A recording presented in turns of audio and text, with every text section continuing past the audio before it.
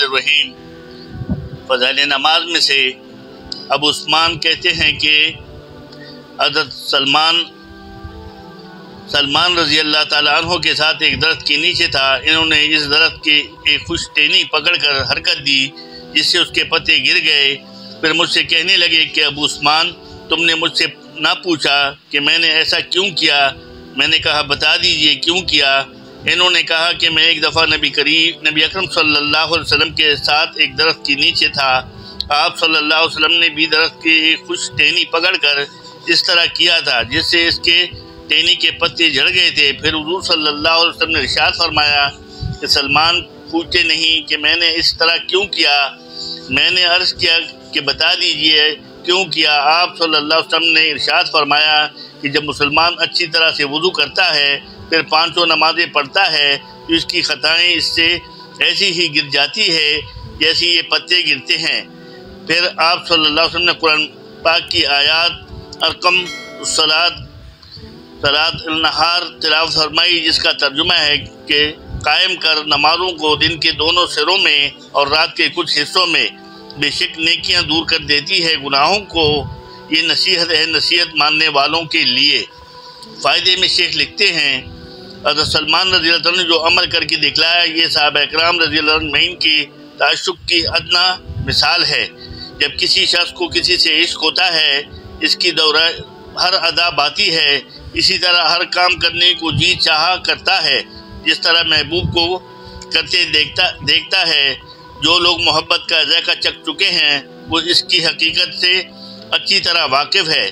اسی طرح صحابہ اکرام رضی اللہ تعالیٰ عنہ نبی اکرم صلی اللہ علیہ وسلم کے ارشادات نقل کرنے میں اکثر ان افعال کو بھی نقل کرتے تھے جو ارشاد کے وقت حضور صلی اللہ علیہ وسلم نے کیے تھے۔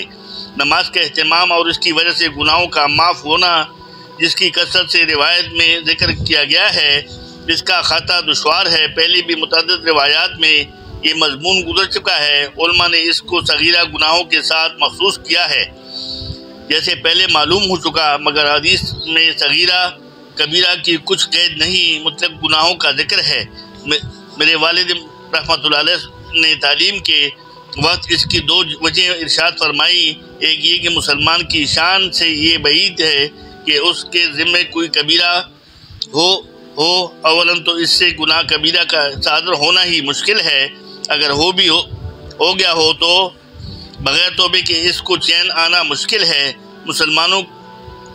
مسلمان کی مسلمانی کا مقتضا یہ ہے کہ جب اس سے کبیرہ صادر ہو جائے تو اتنے رو پیٹ کر اسے دھو نہ لے، اس کو چین نہ آتا ہے۔ البتہ صغیرہ گناہ اس سے ایسے ہے کہ اس کی طرف بس اوقات اتفاق نہیں ہوتا اور ذمہ پر رہ جاتے ہیں جو نماز وغیرہ سے معاف ہو جاتے ہیں۔ دوسری وجہ یہ ہے کہ جو شخص اخلاص سے نماز پڑھے گا، آداب و مستحبات کی رعایت رکھے گا اور خود ہی نامعلوم کتنی مرتبہ توبہ استغفار کرے گا، اور نماز میں التحیات کے آخر وَدُعَا اللہم انی ظلمت نفسی میں تو توبہ استغفار خود ہی موجود ہے۔ ان روایات میں وضو کو بھی اچھی طرح سے کرنے کا حکم ہے، جس کا مطلب یہ ہے کہ اس کے آداب و مستحبات کی تحقیق کر کے ان کا اہتمام کرے۔ مثلا ایک سنت اس کی مسواک ہی ہے جس کی طرف عام طور پر بے توجہ، حالانکہ حدیث میں وارد ہے کہ جو نماز مسواک کر کے پڑھی جائے وہ نماز جو اس بلا مسواک پڑھی جائے 70 درجے افضل ہے۔ ایک حدیث میں وارد ہے کہ مسواک کا اہتمام کیا کرو، اس میں 10 فائدے ہیں۔ منہ کو صاف کرتی ہے، اللہ کی رضا کا سبب ہے، شیطان کو غصہ دلاتی ہے، مسواک کرنے والے کو اللہ تعالیٰ محبوب رکھتے ہیں اور فرشتے محبوب رکھتے ہیں، مسوڑوں کو قوت دیتی ہے، بلغم کو قطع کرتی ہے، منہ میں خوشبو پیدا کرتی ہے، صفرا کو دور کرتی ہے، نگاہ کو تیز کرتی ہے، منہ کے بدبو کو زائل کرتی ہے، اور اس سب کے علاوہ یہ کہ سنت ہے۔ علماء نے لکھا ہے کہ مسواک کے اہتمام میں 70 فائدے ہیں، جن میں سے ایک ہے کہ مرتے وقت کلمہ شہادت پڑھنا نصیب ہوتا ہے۔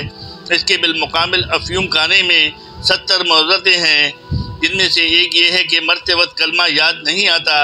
اچھی طرح وضو کرنے کے فضائل احادیث میں بڑی کثرت سے آئے ہیں۔ وضو کے اعضاء قیامت کے دن روشن اور چمکدار ہوں گے۔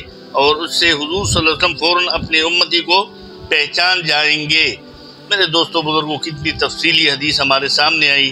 پھر اس میں نماز کے ساتھ گناہ معاف ہونا، اور پھر وضو، اور وضو کے ساتھ ایک چھوٹا سا نبی صلی اللہ علیہ وسلم کا سنت کا مسواک کے بارے میں کتنے فائدے آئے۔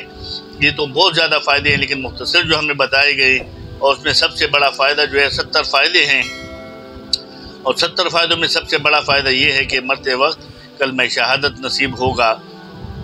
دوسرا یہ ہے کہ اللہ پاک اس کو محبوب رکھتے ہیں، اس کے فرشتے اس کو محبوب رکھتے ہیں۔ تو اللہ پاک ہمیں بھی اور آپ کو بھی صحیح طریقے سے وضو کرنے، مسواک کے ساتھ نماز وضو کرنے اور باقاعدگی کے ساتھ نماز پڑھنے کی توفیق عطا فرمائے۔ صدق اللہ مولانا العلی العظیم۔